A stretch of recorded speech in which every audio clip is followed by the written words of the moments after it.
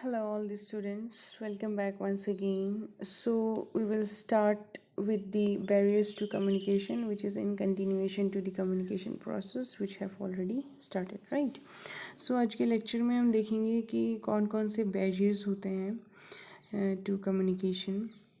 So first of all barriers क्या होते हैं कम्युनिकेशन के टाइम पे वो कोई भी चीज़ anything which will cause difficulty in the communication को डिसरप्ट करेगी और किसी टाइप का हिंड्रेंस क्रिएट करेगी तो वो सारे फैक्टर्स को हम कम्युनिकेशन बैरियर्स कहते हैं right so you can see the types of barriers which you can face physical barrier okay it can be semantic or language barrier or it can be cross cultural barrier या फिर socio psychological barrier हो सकता है या फिर organisational barrier हो सकता है right so we will see this one by one first of all physical barrier क्या हो सकते हैं okay so in physical barrier noise हो सकता है ठीक है अगर बहुत ज़्यादा नॉइस है तो तब कम्युनिकेशन प्रोसेस में डिफ़िकल्टी आती है बिकॉज जो कम्युनिकेटर डिलीवर करना चाहता है मैसेज वो ऑडियंस को सुनाई नहीं देती है तो उसको समझ में नहीं आता है कि क्या मैसेज डिलीवर हुआ है ठीक है so there can be any defect in communication system like अगर मैं माइक के थ्रू बता रही हूँ या right now I am informing you via the phone अगर आपको प्रॉपरली साउंड नहीं आएगी if my sound is not audible to you तो this is kind of defect in communication system जो कम्युनिकेशन सिस्टम में किसी प्रकार की डिफेक्ट है या नेटवर्क इश्यूज़ हैं टाइम एंड डिस्टेंस भी फिज़िकल बैरियर्स के अंडर है लाइक सपोज़ मैं कम्युनिकेट कर रही हूँ कोई इन्फॉर्मेशन 10 बजे का टाइम है लेकिन कुछ लोग हैं जो बहुत दूर विलेजेस से आ रहे हैं और वो 10 बजे तक नहीं पहुँच पा रहे तो ये टाइम इशू है डिस्टेंस यानी कि बहुत 50 किलोमीटर्स दूर से आना है या 100 किलोमीटर्स दूर से आना है तो this is distance barrier wrong selection of medium like illiterate लोग हैं और उनको समझाने के लिए मैं कोई ऐसी मीडियम का यूज़ कर रही हूँ जो कि इलिटरेट लोगों को समझ नहीं आएगा या कोई ऐसे मीडियम का यूज़ कर रही हूँ which is of not there use तो इसे रॉन्ग सिलेक्शन ऑफ मीडियम यानी कि सपोज़ मैं फ़ोन यूज़ कर रही हूँ फार्मर्स को बताने के लिए और फार्मर्स को फ़ोन चलाना नहीं आता है तो the medium is wrong temperature and humidity this you are well understood with अगर मैं मैसेज डिलीवर कर रही हूँ ठीक है ऑन द ग्राउंड बहुत ज़्यादा टेम्परेचर है बहुत गर्मी है या बहुत ज़्यादा ह्यूमिडिटी है तो सबका ध्यान जो है वो गर्मी में और ह्यूमिडिटी में होगा रादर देन ऑन दी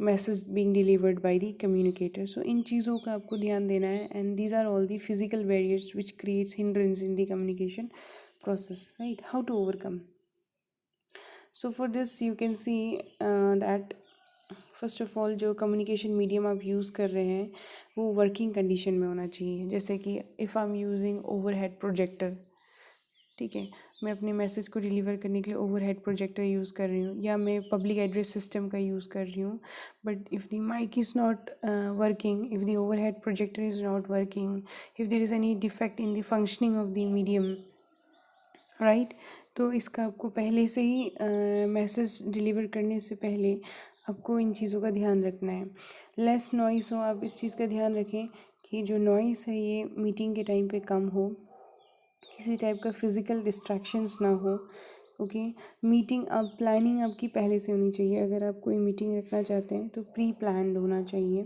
ताकि किसी तरीके का प्रॉब्लम ना आए ठीक है रिचेस्ट मीडिया यानी कि बेस्ट क्वालिटी के मीडिया आप यूज़ करें मैसेजेस को डिलीवर करने के लिए there are various media available okay so और मल्टीपल चैनल्स का आप यूज़ कर सकते हैं अगर किसी एक मीडियम में डिफेक्ट है तो दूसरे मीडियम से जो है आप उसको बता सकते हैं इफ़ इट इज़ इसीलिए it is better to use multiple channels right so this is the physical barrier semantic जिसको लैंग्वेज बैरियर भी कहते हैं इसका मतलब क्या है if there is any difference in the जो मैसेज आप डिलीवर कर रहे हो उसमें जो लैंग्वेज है जो लैंग्वेज आप यूज़ कर रहे हो या जो वर्ड्स या जो सिंबल्स आप यूज़ कर रहे हो अगर वो आपकी जो रिसीवर्स हैं उनको समझ नहीं आ रहा है ड्यू टू लैंग्वेज प्रॉब्लम तो उसको सिमेंटिक या लैंग्वेज बैरियर कहते हैं जैसे कि आप साउथ में चले जाओगे मोस्ट ऑफ देम उनको हिंदी नहीं पता होती है and when you are delivering your communication जो भी आप उनको डिलीवर करना चाहते हैं मैसेज वहाँ के फार्मर्स को अगर आप हिंदी में बताएंगे तो उनको समझ में नहीं आता है, उनको अपनी ही लैंग्वेज समझ में आती है। तो लैंग्वेज बैरियर्स जहाँ पे आ जाते हैं, या आप कुछ ऐसा वर्ड यूज़ कर रहे हैं, कुछ ऐसी साइन यूज़ कर रहे हैं जो उनको समझ नहीं आ रहा है, तो the communication is of useless. Okay, like कौन कौन से प्रकार के जो है लैंग्वेज बैरियर हो सकते हैं। लाइक आप कम्युनिकेशन के टाइम में कुछ ऐसा वर्ड बोल रहे हैं जो मिस इंटरप्रेट हो गई, यानी कि आपने कोई एक वर्ड बोला जो आपका मीनिंग कुछ और था और रिसीवर ने उसको कुछ और समझ लिया। ठीक है, ये लैंग्वेज डिफरेंस हो सकता है।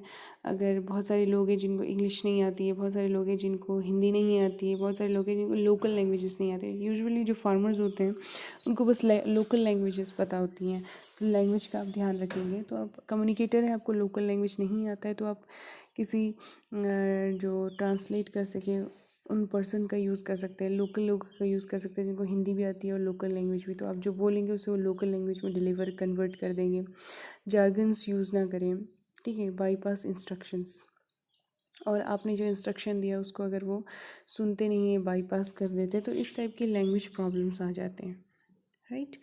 So how can you overcome. Language जो है वो स्पेसिफिक कॉन्क्रीट होना चाहिए, यानी कि अगर जिस जगह पे आप जा रहे हो, एज आई टोल्ड यू, आप किसी लोकल पर्सन का हेल्प ले सकते हैं जिसको हिंदी भी आती है और लोकल लैंग्वेज भी, और वो आपकी लैंग्वेज को कन्वर्ट कर दें into their local language. Don't use any kind of jargons, right.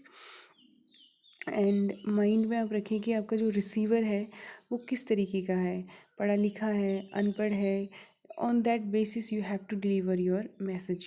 ठीक है, आप हमेशा ट्राई करेंगे कि जो भी आप सेंटेंस यूज़ कर रहे हैं अपने मैसेज को, अपने इंफॉर्मेशन को समझाने के लिए, उन्हें देने के लिए, वो सिंपल एंड शॉर्ट होनी चाहिए ऑलवेज।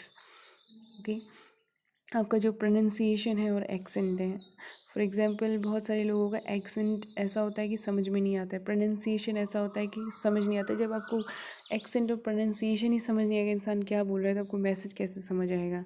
तो इन चीज़ों का ध्यान रखना है। Okay, reduce number of messages by thinking twice before sending one, यानी कि एट ए टाइम आपको बहुत सारे मैसेजेस उनको नहीं बताने हैं, क्योंकि ह्यूमन की एक ब्रेन कैपेसिटी होती है, right. So at a time आप, as I told you, whatever message you are delivering, it should be short and simple। हमेशा कम लेकिन इफ़ेक्टिव मैसेज आपको डिलीवर करने हैं। ये नहीं कि एक साथ आपने बहुत सारी बातें उनको बता दी और जिसमें से उन्हें कुछ भी समझ में नहीं आया। सो next is cross cultural barrier, यानी कि कल्चर बैरियर, कल्चर डिफरेंस जब आ जाता है। सो इसमें on the basis of culture जो पीपल है सोसाइटी के, उनके बिहेवियर अलग होते हैं, उनकी कैरेक्टरिस्टिक्स अलग होते हैं। दो टाइप के आपके डिफरेंस दिखेंगे कल्चरल बैरियर में। वन इज़ द इंडिविजुअल, जो उनका कल्चर है, और एक नेशनल लेवल का। यानी कि इंडिविजुअल यानी कि हम अपने स्टेट में देखेंगे, तो अगर हम if you are in the Punjab state, culture अलग होगा। अगर हम तमिलनाडु में चले जाए तो कल्चर अलग होगा, मणिपुर में चले जाए तो कल्चर अलग होगा। नेशनल लेवल पे इंडिया का कल्चर कुछ और होगा, अमेरिका चले जाएँ, कनाडा चले जाएँ तो कल्चर अलग अलग होगा। तो आपको कोई भी इंफॉर्मेशन डिलीवर करने से पहले, कम्युनिकेट करने से पहले, you have to see in which culture you are going to deliver the message, right. Individual barriers में there will be time, space, food, dress, manner, decision making, these all things will come. Like in national barrier there will be education, the way हम लोग welcome करते हैं लोगों को by saying नमस्ते, like it's different. वहाँ पे जिस तरीके से वेलकम करते हैं लोगों को, चाइना में वो अलग है, जापान में अलग है, फॉरेन कंट्रीज़ में अलग है। They shake hands like that. Religion अलग है, यहाँ पे you will get mix religions, there you will get only Christian और only Muslim country, like that. Okay, you have to keep all this things in your mind. Cross cultural barrier को कैसे overcome करेंगे। So you have to recognise diversity of people within the country. आपको जानना है कि diversity क्या है। Diversity यानी कि कौन से रिलीजन के लोग हैं, कौन से कल्चर के लोग हैं, ये आपको, this you should have clear idea about this. किसी भी पर्टिकुलर कल्चर के बारे में आपको कोई कंक्लूजन नहीं देना है। इन हमेशा जो भी आप कम्युनिकेशन, जो भी मैसेज डिलीवर करेंगे, वो जो है इन जनरल होना चाहिए, किसी पर्टिकुलर कल्चर के लिए नहीं होना चाहिए, ठीक है। एंड जो भी इंफॉर्मेशन आप प्रोवाइड करेंगे वो एडिक्वेट यानी कि कंप्लीट होना चाहिए, रिलेवेंट होना चाहिए एंड ट्रूथफुल। किसी भी प्रकार की उसमें जो है फेक नहीं होना चाहिए। इट शुड बी ट्रूथफुल, ठीक है।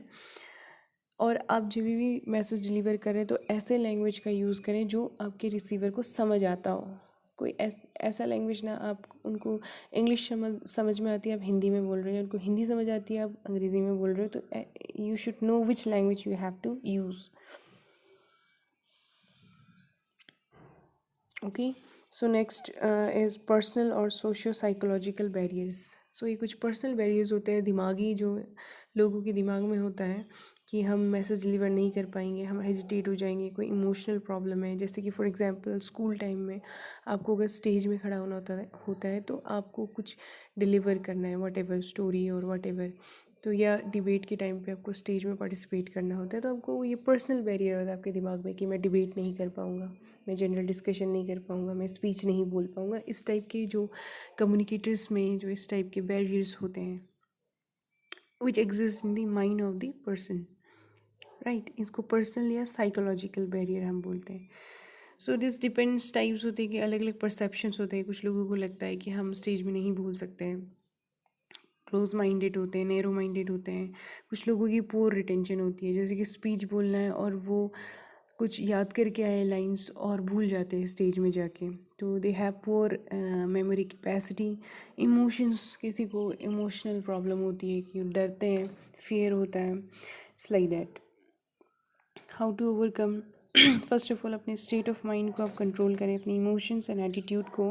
Have a positive attitude, so that you can deliver the message, you can give the speech, you have the ability to deliver the message. First of all अपने attitude को positive करना है। Okay, second thing is that oral message, यानी कि आप try करें कि आप खुद ही मैसेज कन्वे करें, ना कि किसी मशीन का यूज़ करें लाइक टेप रिकॉर्डर और like that. And then don't make demand on a receiver who doesn't have time to pay careful attention to your message, यानी कि ऐसे रिसीवर्स जो आपके मैसेज पे ध्यान नहीं दे रहे हैं, उन पे आपको you don't have to focus on them, focus on the receivers who are interested in gaining information from you, are interested in having information to know information which you are being deliver to them. ऐसे receivers पे आप ध्यान ना दें जो कि आपके message पे ध्यान नहीं दे रहे हैं। और जो इम्पोर्टेंट मैसेज आप डिलीवर करना चाहते हैं, आपका जो भी स्पीच है, जो भी प्रोसेस है, उसमें जो मेन ऑब्जेक्टिव, मेन इंपॉर्टेंट है, उसको ज़्यादा आप टाइम देंगे, और जो मैसेज ज़्यादा इंपॉर्टेंट नहीं है उसमें आप कम टाइम देंगे। लाइकवाइज ऑर्गेनाइजेशनल बैरियर्स, यानी कि कोई कंपनी है, मल्टीनेशनल कंपनी, या कोई स्कूल का स्ट्रक्चर है, कॉलेज का स्ट्रक्चर है, वहाँ पे ऑर्गेनाइजेशनल बैरियर्स आते हैं, यानी कि जो सबऑर्डिनेट्स, अब मैंने आपको बताया था हॉरिजेंटल, डायगोनल, वर्टिकल टाइप के जो कम्युनिकेशन होते हैं, इनमें ऑर्गेनाइजेशनल बैरियर्स आते हैं, यानी कि जो मैनेजर है और जो स्टाफ मेंबर है उनके बीच में बैरियर्स होता है। वो किसी भी टाइप का फेयर या किसी भी टाइप की उनके बीच में प्रॉब्लम होती है, वो मैसेज कम्युनिकेट नहीं कर पाते प्रॉपरली।